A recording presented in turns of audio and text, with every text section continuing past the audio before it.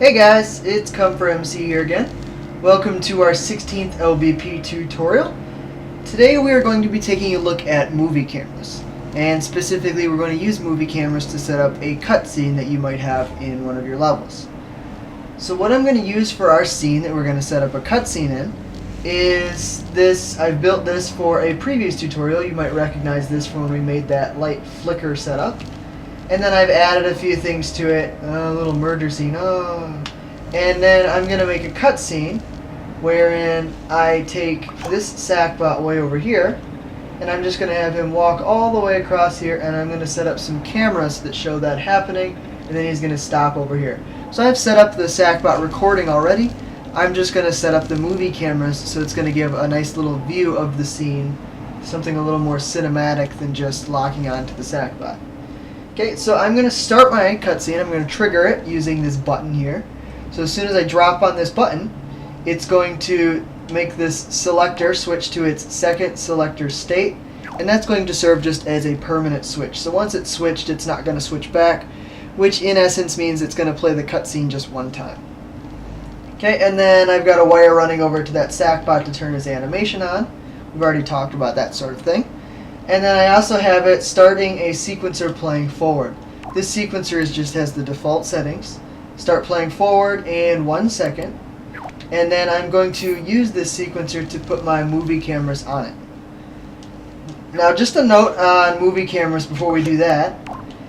A lot of people, when you set up movie cameras, just by virtue of how it was taught through the tutorials and what's comfortable, is to just set up a series of movie cameras and then just wire them up in a row. So when this one's done, it'll play that one, and when this one's done, it'll play that one. This works. It definitely works.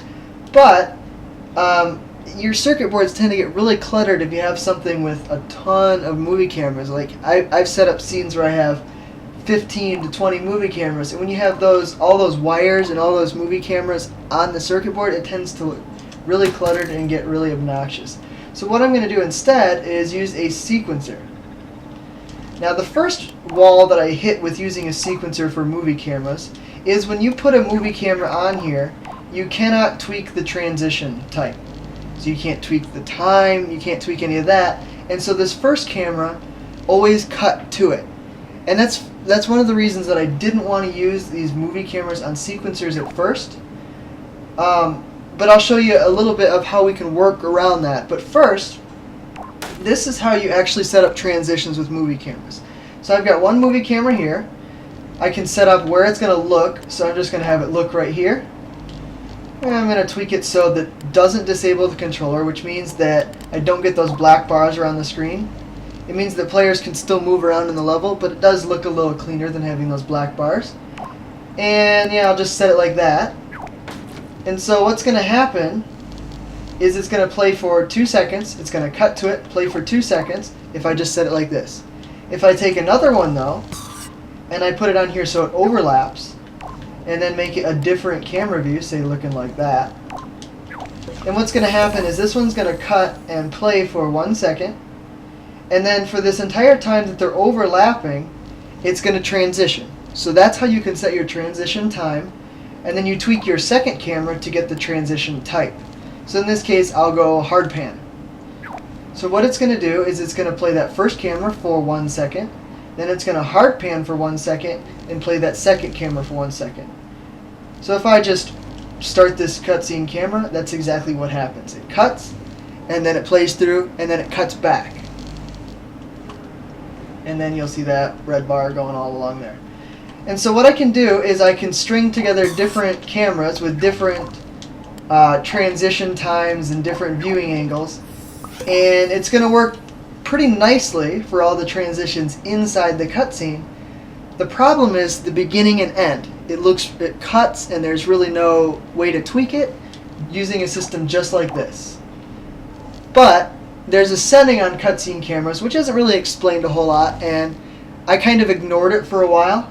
It's this track player. If I set this to track player, what it does is it just tracks to the player. It focuses the camera on the player. So if I just set that camera up like that,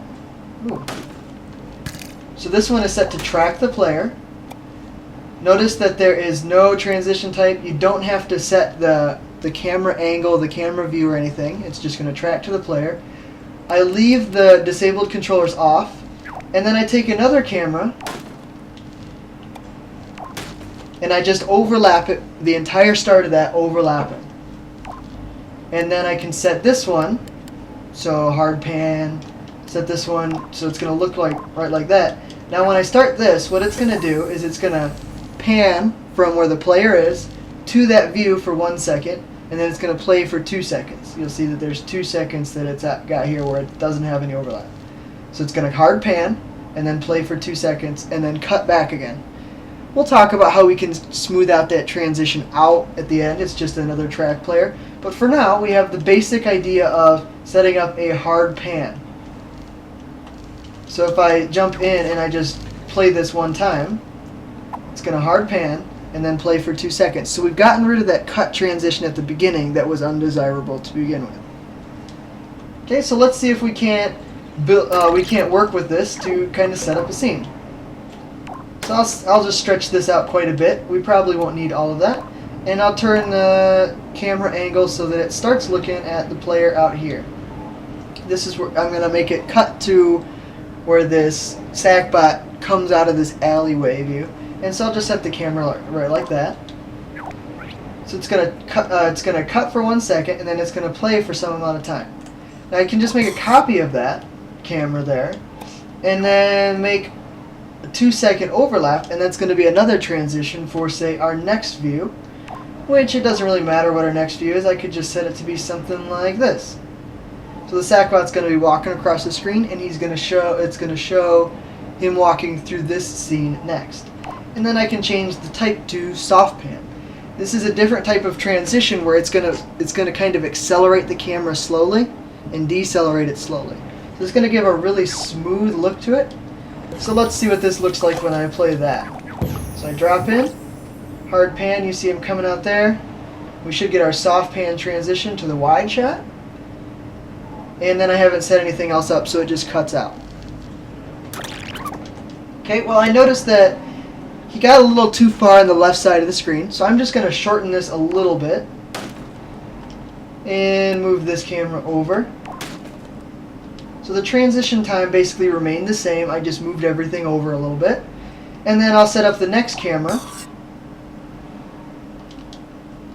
So let's just say that it's going to transition for another 2 seconds to this scene over here. Why not? And so this should show that Sackbot walking into the screen from the right into the center of the camera. I might not have timed it out right, but that'll be okay. And then I'll do one more camera. We'll do a shorter transition this time. And this one's just going to zoom in real close on the scene. Show a nice shot of everybody there. And then because I don't have anything else set up, it's just going to cut and end the camera here. So we should be able to watch this and it should work out.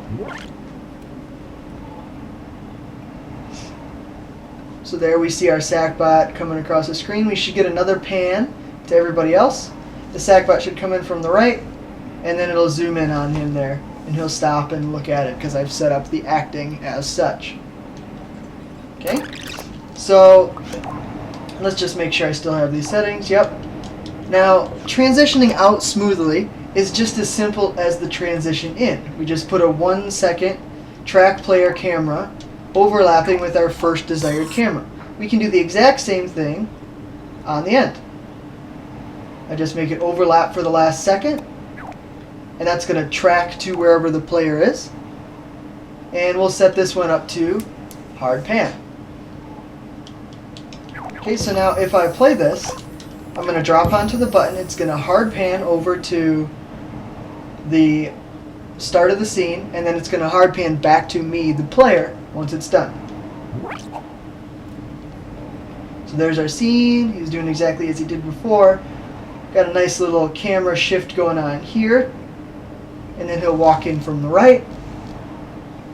There's our scene, and then it should cut back to me in 1 second. Nice smooth transition. So that's the basic idea. I mean, there's not much more to it. You just have to realize that The transitions are for the entire overlap of one camera and the next one.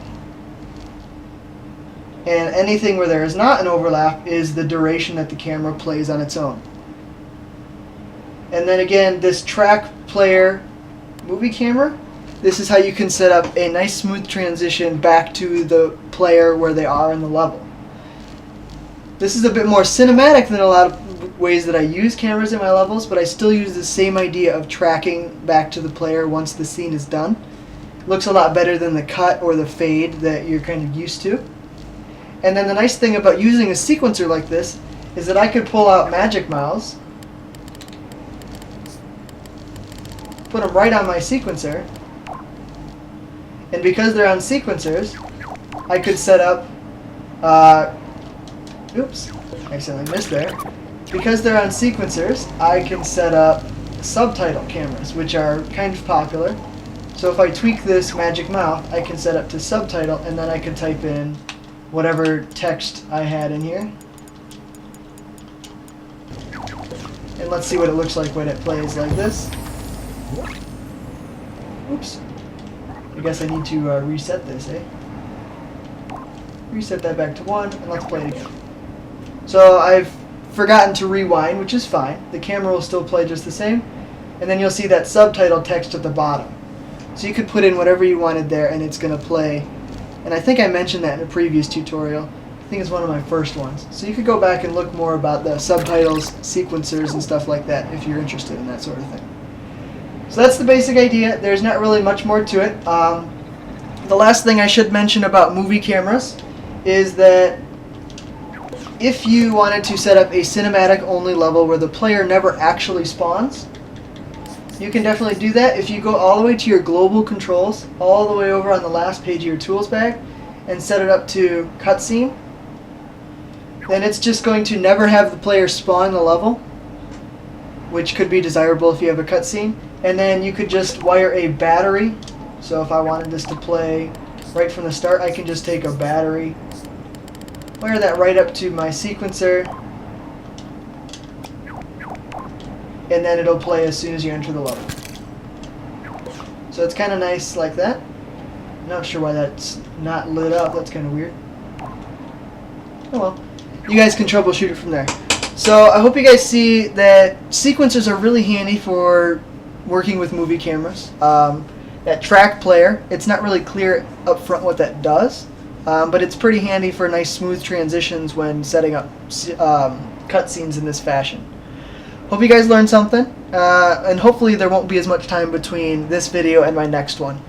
I have a new computer, so hopefully my editing will be all fancy for this one. We shall see. Take care. Bye-bye. The tutorials will unleash not only exciting tools and objects, but knowledge and the deepest secrets of the cosmos.